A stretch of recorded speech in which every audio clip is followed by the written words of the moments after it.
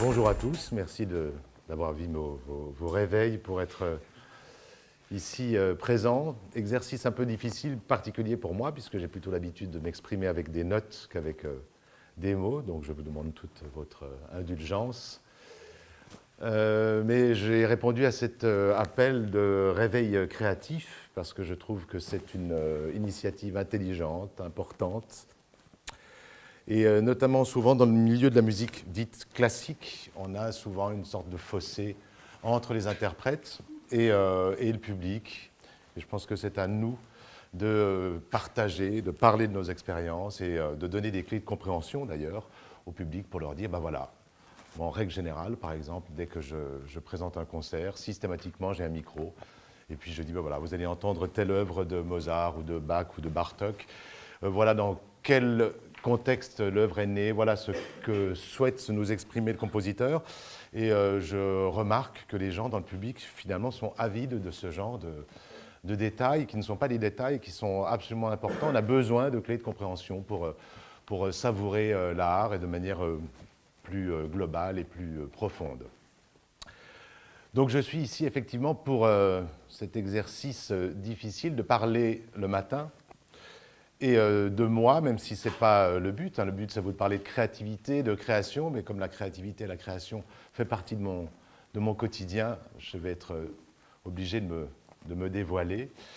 Et peut-être qu'en guise de prologue, il est intéressant et important de déjà définir ce que c'est que ce métier de musicien, métier ô combien exigeant, ô combien difficile, puisque le métier de musicien comprend déjà la lecture d'un legs. Le compositeur va nous laisser une partition. On sait très bien que depuis les premiers compositeurs qui nous laissent des traces écrites, ils agissent comme le feraient les poètes, mais plutôt que d'utiliser des mots, ils utilisent des notes. Et de tout temps, ils parlent. À l'époque baroque, on parlait de la théorie des affects. Ils parlent des mouvements de leur âme, de leurs humeurs. On est donc dans un contenu qui nous est livré par le compositeur. Parfois, c'est d'une musique plus profane pour danser, pour faire danser les gens. Parfois, c'est une musique plus religieuse. Et parfois, c'est une musique effectivement très intime. C'est voilà, l'expression du compositeur, ses joies, ses peines, son vécu qu'il nous transmet. Donc cet aspect de musicien, de toucher les gens, d'émouvoir les gens, donc on est on est dans l'irrationnel, on est dans l'émotion, c'est un paramètre évident et essentiel à notre activité de musicien.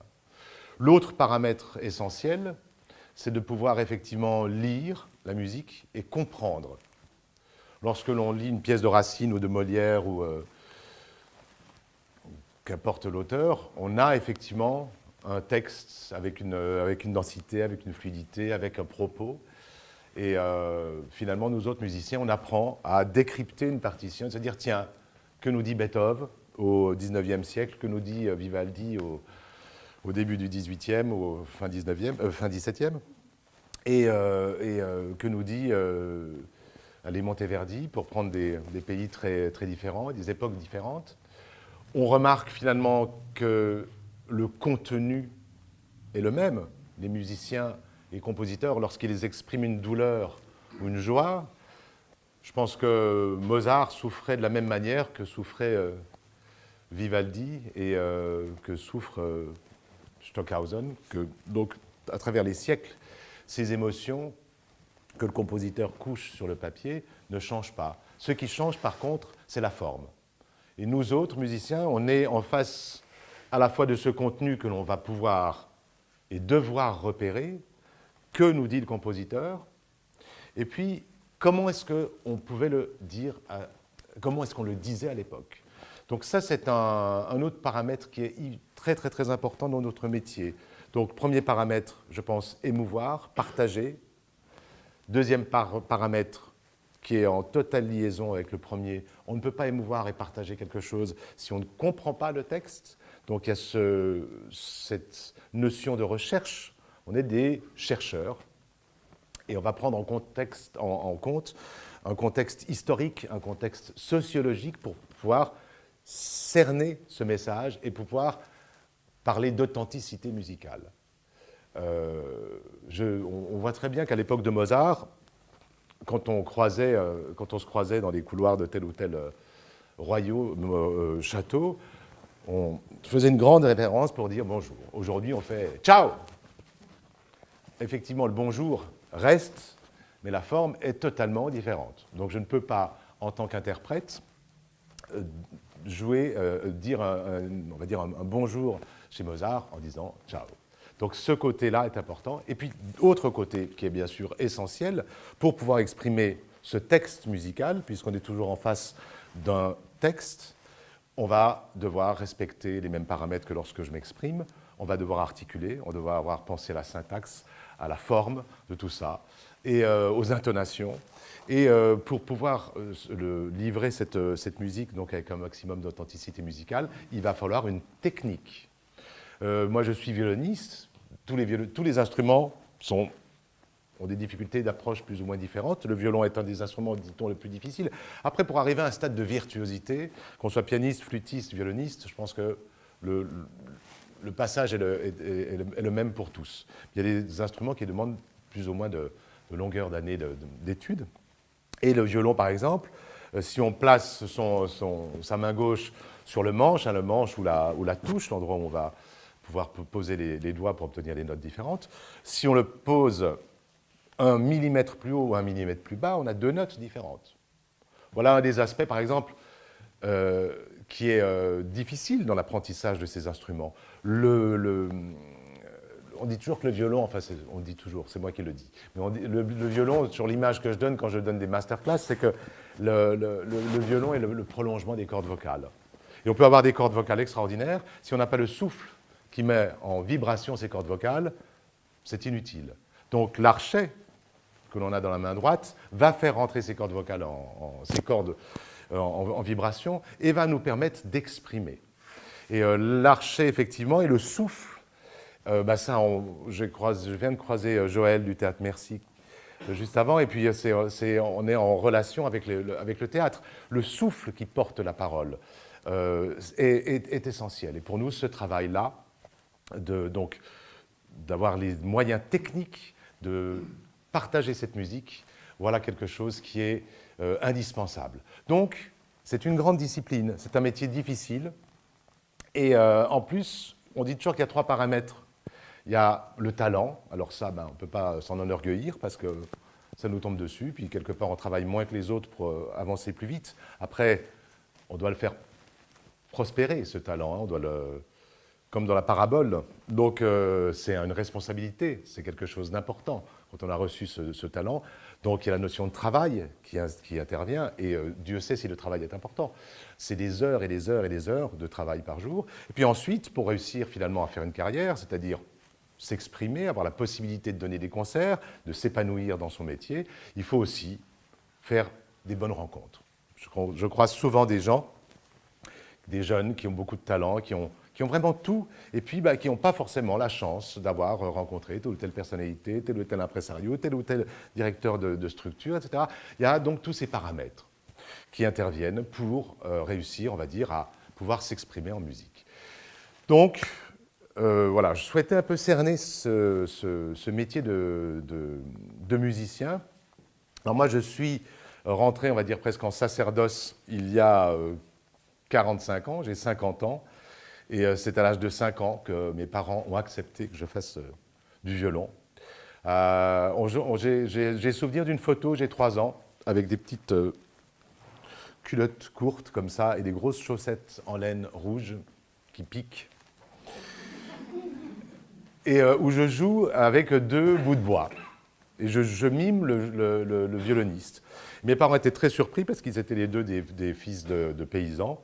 Ils étaient descendus à Genève, en Suisse, donc, pour essayer de trouver du travail. Et puis moi, je suis né dans ce berceau-là, donc, qui n'était pas du tout un berceau ni culturel ni artistique.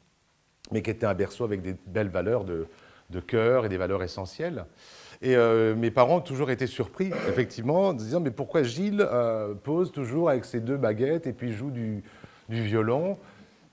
Personne ne le savait d'ailleurs. Quand est-ce que j'avais entendu un violon? Quand est-ce que j'avais vu un violon? Alors parfois à la radio, on entendait le son du violon, ils se disaient à mes parents, c'est ça que je veux faire.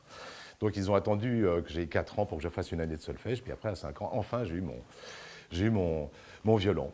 Ceci dit, c'est intéressant parce que quand je me promenais et que je voyais une étoile filante, on me disait fais un vœu, fais un vœu.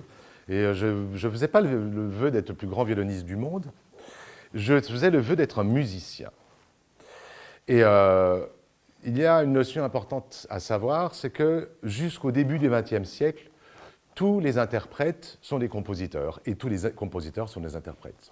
Il n'y a absolument pas du tout de scission entre ces activités. Le compositeur joue ses propres pièces, dirige ses propres pièces, et puis on voit qu'au début du XXe siècle, on va dire dans les années 20, dans les années 30, on va commencer à avoir des carrières d'interprètes qui se développent, et puis tout à coup, des carrières de créateurs, de compositeurs.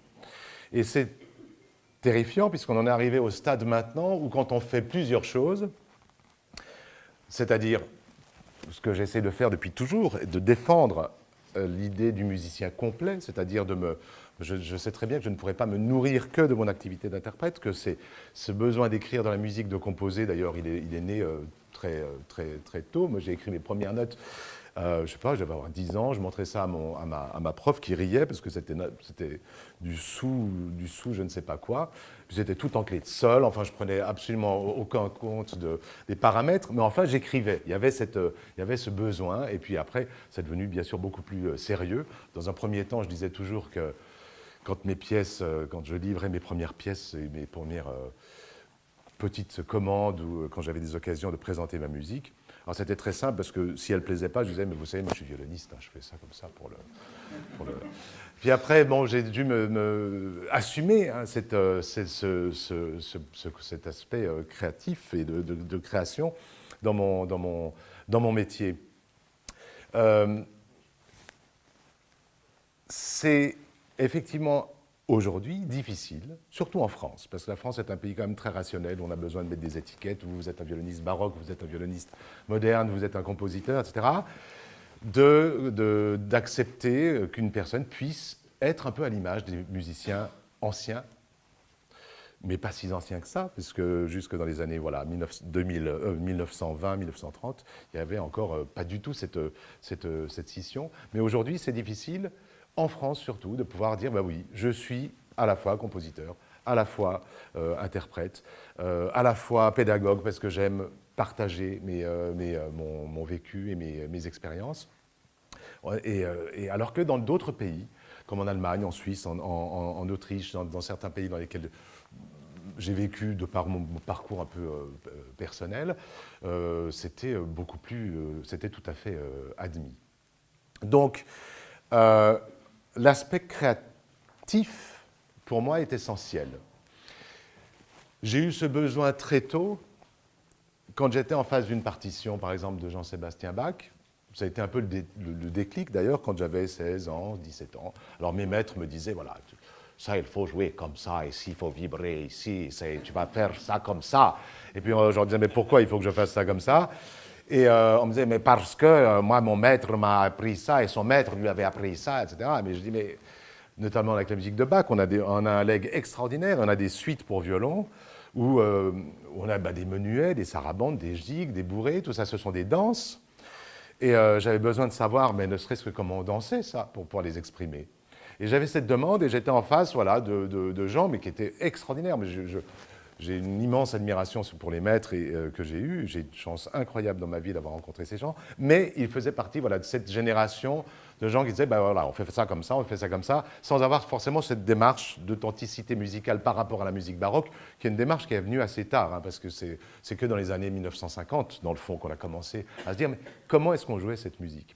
Eh bien, ce besoin que j'ai eu très très tôt de servir cette musique avec ce souci d'authenticité musicale, quelque part avait un rapport étroit avec la création. lorsque l'on se retrouve en face d'une musique, je vais prendre par exemple une musique de baroque, de Jean-Sébastien Bach, par exemple, on va avoir très vite conscience que ce n'est pas l'artiste qui va imposer son goût à la musique. Je ne vais pas tout à coup me dire, bah, tiens, ici j'ai envie de jouer ça plus fort, ici j'ai envie de jouer ça moins fort, ici j'ai envie d'être expressif sur telle ou telle note, et puis d'être moins fort sur telle ou telle note. On va déjà se dire, tiens, quel est ce langage? Quelle est la danse? Comment elle se dansait? Où étaient les points d'appui? Où étaient les points de tension? Pourquoi y a-t-il ici une dissonance, une consonance? Pourquoi cette musique? Et finalement, on va, par la lecture, avoir une clé d'interprétation qui va être tout à fait logique, qui va nous être donnée. On ne va pas utiliser la musique pour s'exprimer dans cette démarche très égocentrique et que l'on trouve très fréquemment chez bien des artistes. On va se mettre au service de cette musique. Et donc, quand on est créateur, on a ce souci de livrer quelque chose de profond. C'est pas forcément facile, il y a beaucoup de... C'est impudique, parce que même si les gens vont peut-être pas forcément comprendre tout ce qu'on raconte dans notre musique, il y en a qui vont sans doute le cerner, et c'est difficile de se mettre à nu comme ça.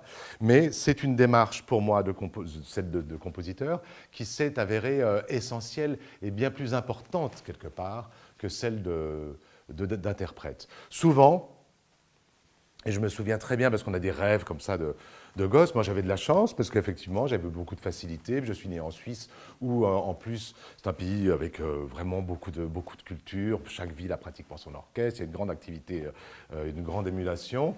Et je me suis retrouvé très vite à être un peu, à l'époque, le jeune violoniste suisse. Donc, du coup, j'avais des occasions de jouer un peu dans différents pays, des salles importantes. Je ne dis pas ça pour parler de moi, parce que franchement, j'en ai rien à fiche. Mais là, en l'occurrence, je me souviens très bien que j'étais à Londres et j'avais, je ne sais pas, 18 ans, que je jouais le concerto de Brahms. Pour un violoniste, c'est vraiment quelque chose de très important, ce concerto, que c'était au Queen Elizabeth Hall, que c'était donc une salle quand même incroyable, que j'étais accompagné par l'Orchestre symphonique de Londres, qui n'est pas n'importe quel orchestre, et en plus, on me prêtait pour l'occasion un Stradivarius, qui s'appelait Le Superbe, et qui était né en 1715, et c'était la période d'or de Stradivarius. Donc, dans le fond, j'aurais pu me dire, voilà, Gilles, c'est incroyable, ce que tu réalises comme rêve, c'est presque un rêve d'enfant. Et puis je me suis retrouvé sur scène, j'ai joué mon concerto de Brahms, les gens ont applaudi, tant mieux, j'ai fait mes petites révérences, je suis rentré dans ma loge, j'ai rangé mon violon, et puis je suis descendu de la salle, et puis j'étais dans ma rue avec mon violon, comme ça, et me dire, bon, je vais manger du fish and chips, et puis je vais prendre un taxi pour aller dans ma chambre, et je me suis retrouvé dans ma chambre avec ce Stradivarius qu'il fallait que je rende le lendemain. Et je me suis dit, non, c'est pas ce que je veux. C'est vraiment pas ce que je veux. Et c'est à partir de ce moment-là que j'ai développé tout le côté vraiment où j'ai beaucoup plus... J'ai commencé à composer de manière très intense, très importante. C'est une action qui a été de plus en plus... qui a pris presque pratiquement la moitié de mon temps sur le temps d'interprète. Et puis aussi à me focaliser, à faire ce travail de recherche sur la musique baroque. Toujours difficile, hein, je m'excuse, je fais peut-être des digressions. Vous me suivez? C'est pas trop... Bon, tant mieux. J'ai plus de trac de vous parler là que de jouer devant une salle une chose importante, et c'est un peu, je pense, quelque chose qui peut clore cette petite présentation. Peut-être que je n'ai pas assez parlé de la composition, de l'aspect créatif, mais vous êtes là pour me poser après des questions auxquelles je tenterai de répondre. Ce qui est de drôle, c'est que quand mes parents me disaient, quand j'étais tout petit, qu'est-ce que je voulais faire comme métier, je disais je voulais être musicien, cuisinier et moine. Et dans le fond, je pense qu'il y avait une certaine prescience, parce que j'adore la cuisine. Je trouve que c'est un art immense. C'est un art visuel, c'est un art gustatif. Je suis d'ailleurs en train d'organiser là une rencontre avec des chefs étoilés pour qu'on puisse trouver des saveurs entre les musiques et les plats et faire déguster les gens comme ça, de leur permettre de déguster en écoutant une musique qui soit dans les mêmes textures, dans les mêmes saveurs. Donc j'avais cette envie de cuisiner, mais dans le fond, j'ai fait ma cuisine intérieure depuis toujours, et c'est essentiel. Et puis, côté moine, c'est très important parce que pour moi, la vie était avant tout une question de spiritualité. Et j'essaie, à travers ma musique, c'est le moyen que j'ai, hein, que j'ai reçu, de passer cette dimension spirituelle qui me paraît voilà, et qui me semble essentielle. Je pense que j'ai fait le tour de cette petite présentation. Est-ce que je suis rentré dans le timing, chère Eloa? Merci.